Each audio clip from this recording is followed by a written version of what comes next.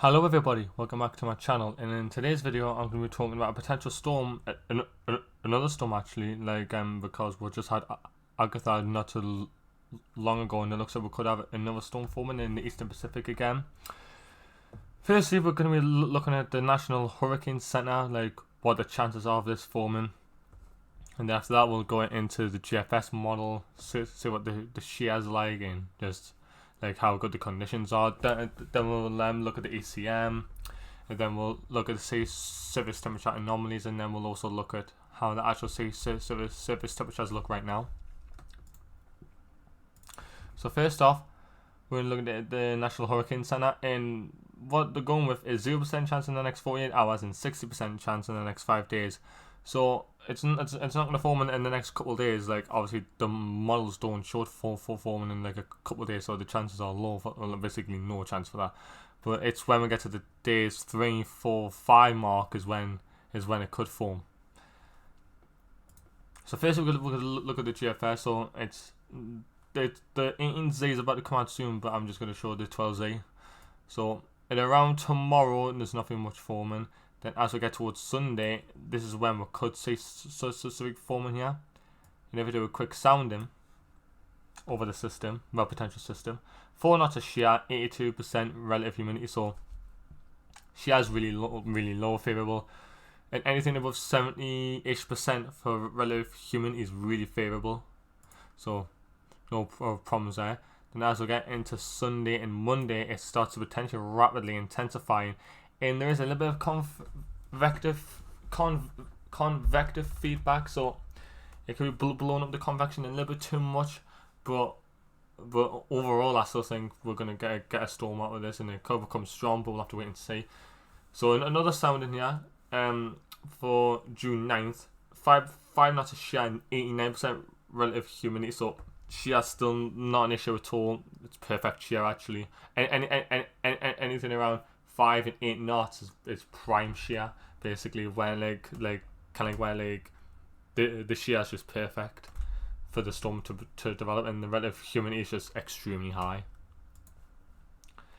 As we go on into Monday and then into Monday night, it's really starting to get active together. 965 millibars, yeah. So Tuesday morning, so we're going to do another sounding. It's probably approaching potentially at this stage, if this one is right, major hurricane status.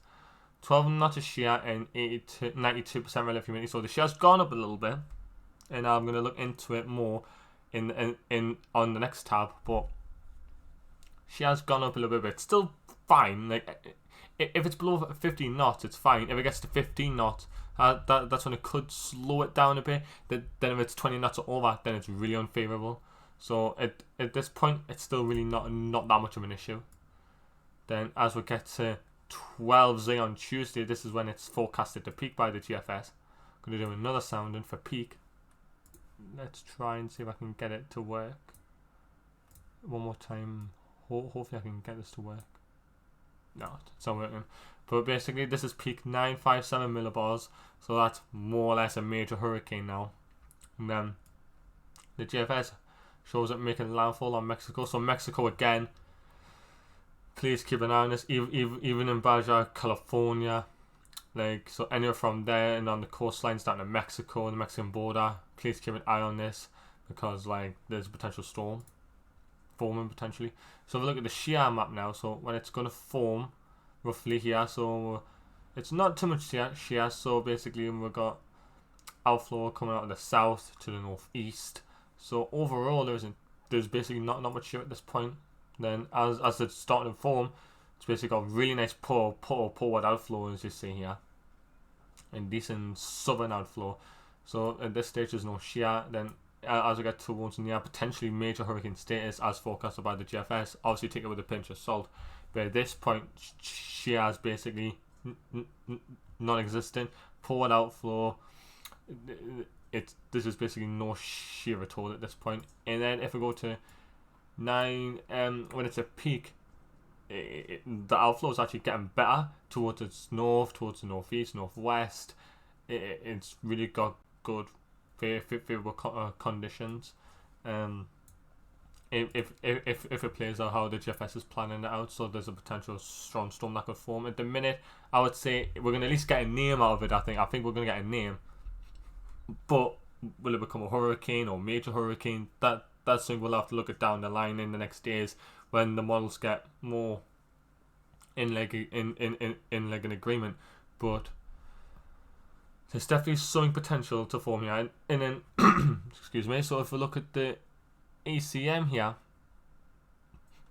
I mean, what you have to remember with the ECM is ECM isn't the best with showing like storms forming in the initiation phase, because like the past couple of years the ECM's been fighting hard to like latch on to forming systems. It's normally when we're getting really close to the time, or when it's already developed and then the data goes into the models, and then the ACM will have a better handling. Like when it's fully developed, the ACM is decent, but like during this initiation phase, like kind of like if it's like if you want to say like if a storm will develop on the ACM, it's not the best at showing it. So the GFS, the CMC, the ICOM model, all them like models are like better at showing stuff forming than the ACM. But let's look at the ACM. So if we look at Monday here into Tuesday, you can see it's starting to develop. So the models are starting to agree on something will form at least. And if I'm going to do sound in here, it's not working. But overall, I think there's a storm going to form. Then we go to Tuesday evening, and then Wednesday morning. It's starting to get around 1,000 millibars, so it's starting to show something the ACM. So that's something to keep an eye on. And the ACM's making it develop later, and they've done that with Agafab, but then the GFS was more right than the ACM, so we'll have to wait and see on that. Also going to look at the Shia. It won't represent it as good because obviously the ACM's keeping it really weak, so it'll be hard to kind of show like what's going on. But overall, it's got good forward outflow. It's got decent Shia overall.